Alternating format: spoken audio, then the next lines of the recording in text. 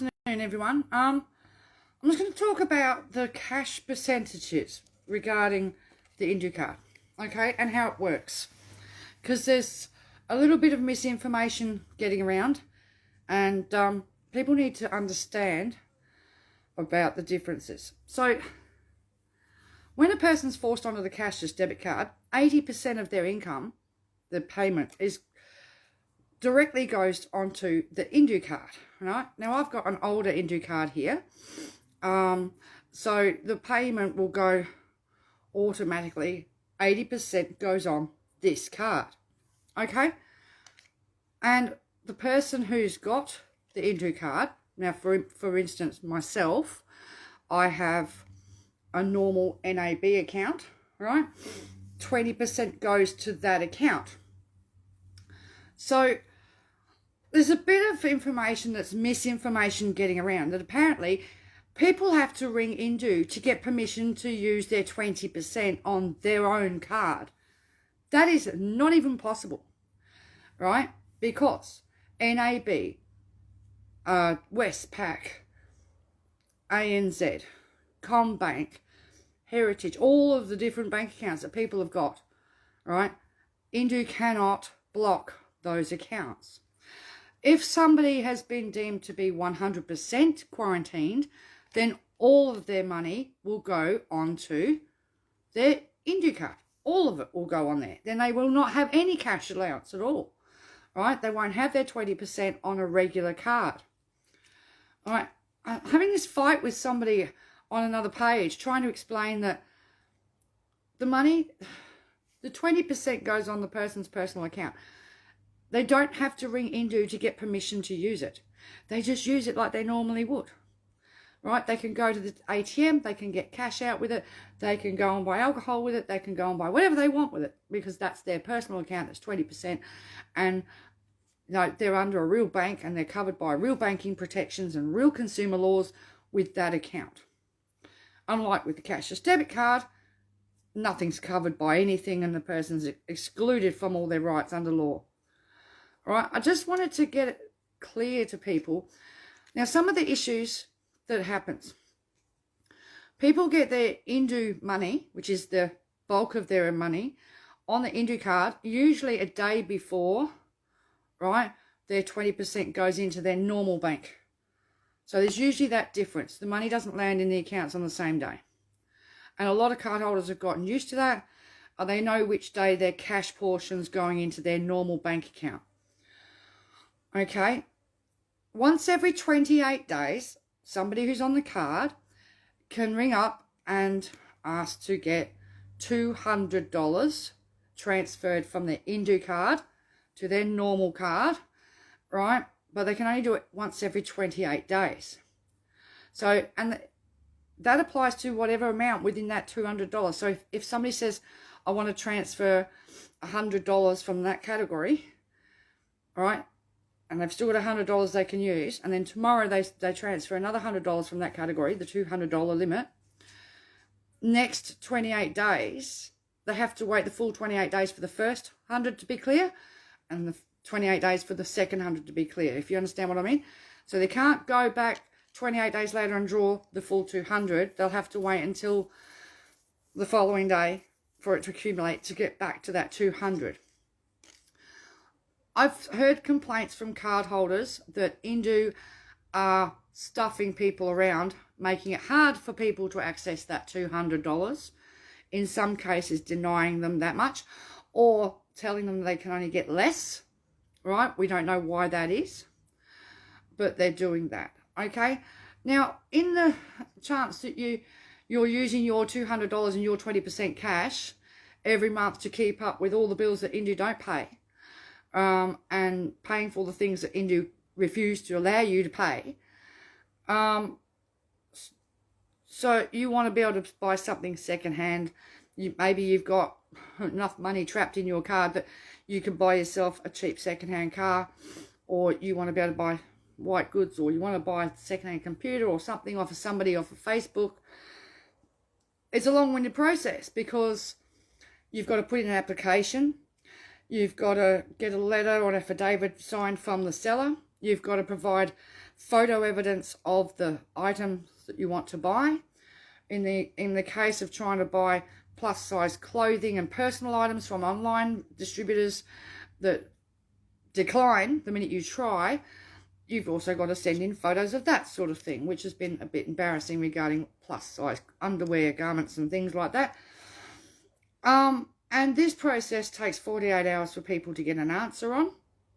And a lot of the times, not so much in non-Indigenous community, let's put it that way, but in the more Indigenous card regions, most people are refused access to those funds to be able to buy the items they want to buy. They're just told no. All right? It's got to the point when you see, for instance, Suduna buy, swap and sell, you'll often see items put up for sale and they'll put on the bottom of their sale post, no Indue. Right? Because they used to, First Nations people being knocked back for access to extra money to buy things. And, oh my God, they're so, it's so complicated what they're doing to people. It's disgusting. There's no rhyme or reason why they knock people back. All right. It's just disgusting. So Drew's just posted that they've made you homeless through not paying my rent. I'm in a wheelchair and now I live by the beach in a goddamn tent. Can you message me? Are you anywhere near me, Drew? Or are you, you need to contact one of the senators, Senator Rachel Seward or Senator Sue Lyons, Senator Anthony Chisholm, whichever region you're in. You need to really start jumping up and down, and don't hang in there. I'm not going to read out the rest of your comment on here, but you're not the only one that's been made homeless because of the inability to pay rent, or your rent's been stuffed around so much that you've ended up with breach notices and you've been evicted. All right, with the housing situation just in the Wide Bay region, Wide Bay, Fraser Coast, Bundaberg, okay, emergency housing, the people in need has tripled. Just, you know, post-COVID, it's tripled. So it is a housing crisis happening out there, but it has now been acknowledged that being on an Indue card is a barrier to getting housing. That's another issue altogether. I was trying to just clarify the payment system and how hard it is for people to access things. So let's give an indication of, say somebody's got $2,000 or $3,000 trapped in their card, because it's really possible these days because they can't access money the way they used to before. They just can't access that money for what they need.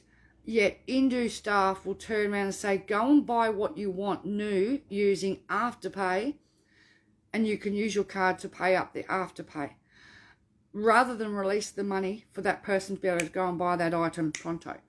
You know what I mean? Even if a person's only got a couple of $100 off, they don't need a lot of money. They only might need access to $100 to get a second-hand washing machine, and they might have that in there.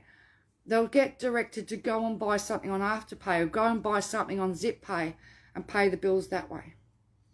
Right? If they've saved up money for a second-hand car, they would be directed to go and sign up for Money 3 for a loan at 24.95% at $220 a fortnight repayments over 5 years, rather than release that cash and let the person buy a cheaper car outright and own it outright from a private seller.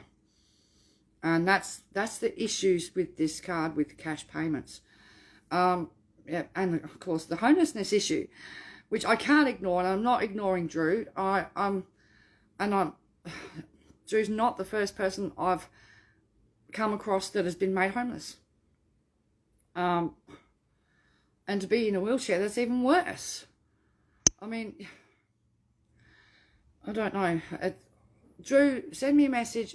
Let me know where you are. If you're in my region, we'll see if we can get you some support, some help or something. I don't know. I know that crisis accommodation everywhere is critical, is broken. But, yeah. I don't know.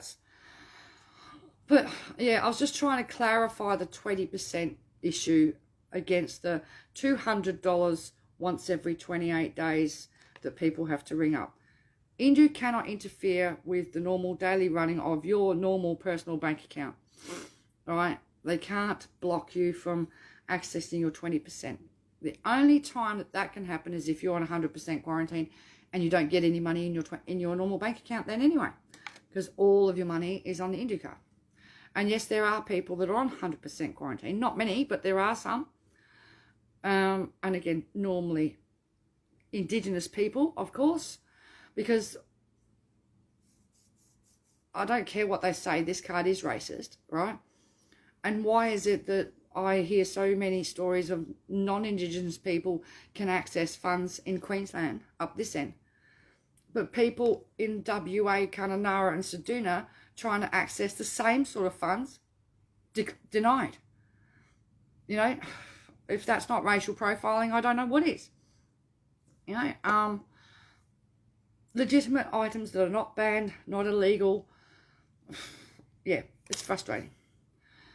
So I just wanted to clear that up, because there is probably a post going to be sharing around the country saying that Indue's denying people their 20%. People are ringing up having to ask permission to use it. Indue cannot interfere with your private personal bank account. Period. They cannot. Right? They are not the same in one. And we know that the banks are in talks with the department. And we actually, I received a message the other day that somebody actually contacted NAB, and NAB's come back with they've got no plans to issue their own income management cards at the moment. They're in talks in regards to the technology for businesses, but not for taking over income management. So that's one good thing, NAB. And for those that are on the card that are now back to having to pay $4 and $5 a month monthly account keeping fees because there's not enough income going through their standard account. I hate to sound like a plug, but NAB doesn't charge any fees, okay? So, yeah, I know a lot of people that are changing over to the NAB fee-free accounts because they don't charge the monthly fees like CommBank and the others do. So, for not having enough cash flow through your account every month. So, yeah, anyway, that's it for me for now. I just thought I'd come in and talk about that. I'm just trying to think of what other updates there is. There's a couple of things that are niggling at me, but they need confirmation, and I want to be able to talk to somebody else as well. The card is absolutely, it's more than disgusting. It's destroying people at every level, and it's not fair, because to carry on like it's a trial, my ass, right? You don't destroy people financially, emotionally, and mentally, and then say, especially, and again, it sounds sexist, but women do not recover from having your financial situation crushed. You know what I mean? It takes a decade or more to get back on your feet. And if you've got kids, you're not going to get on your feet because you can't get off the damn card. Right? But if you had a good credit rating before you went on the card, you certainly won't have one within 6 months because it'll be destroyed. And it's not as if you can just hop out there and get that full-time job and dump your kids somewhere and rebuild your credit rating in 6 months. It's just not possible. It destroys people's lives. You know? It's just...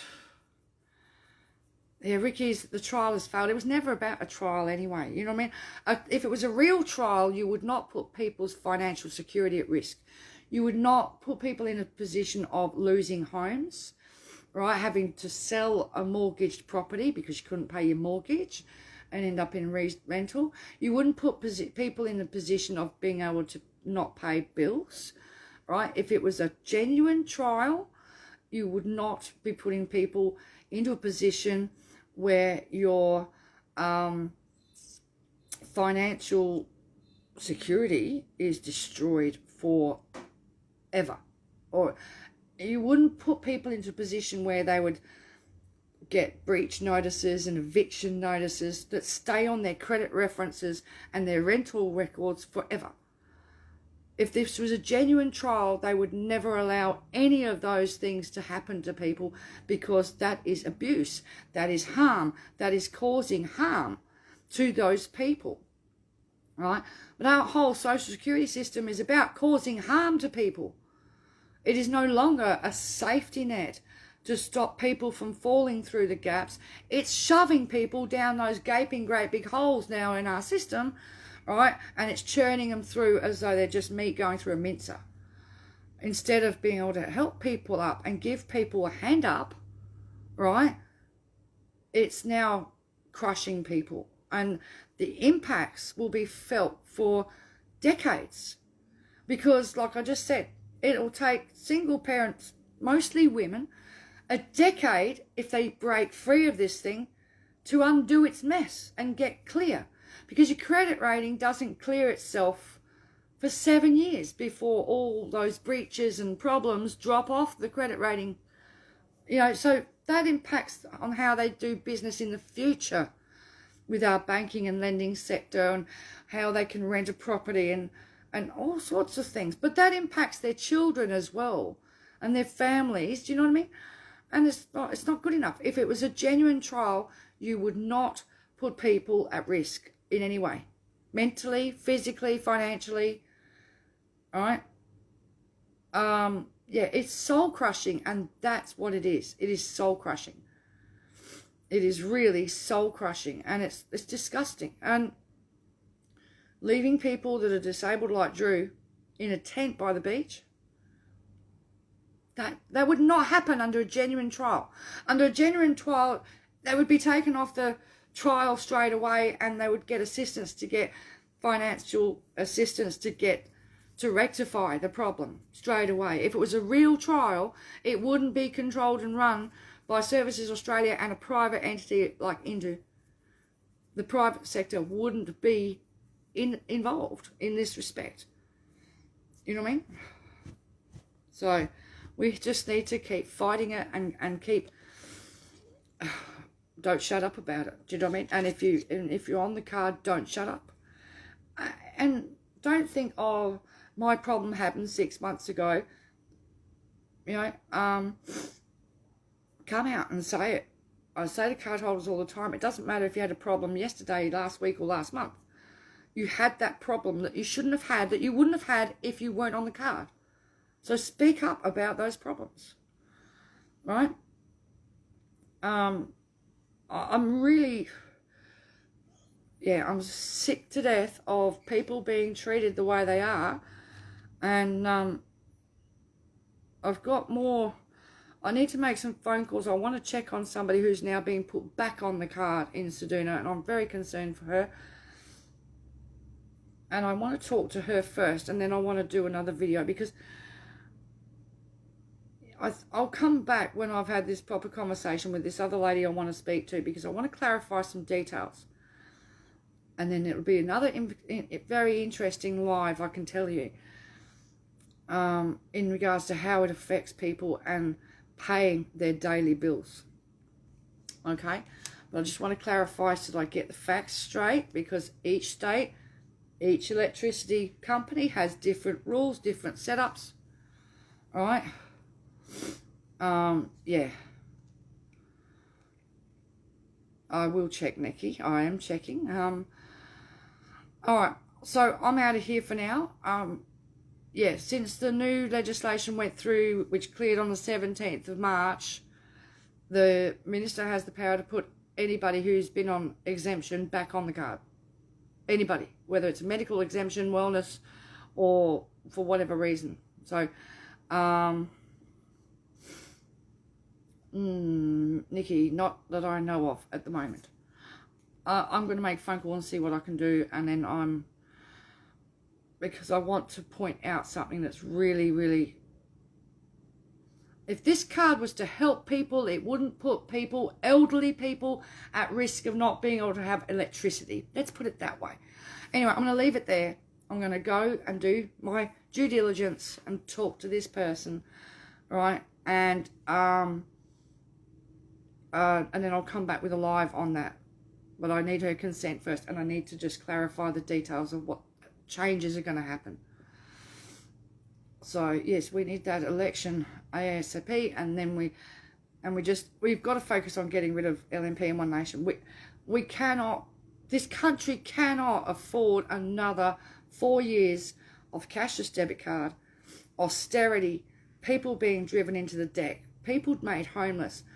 And I was talking last night, and when you really work it out, we've got about 8 million people that are on Social Security, whether it's part-time, disability, carers, students, right, unemployed people, pensioners, the lot.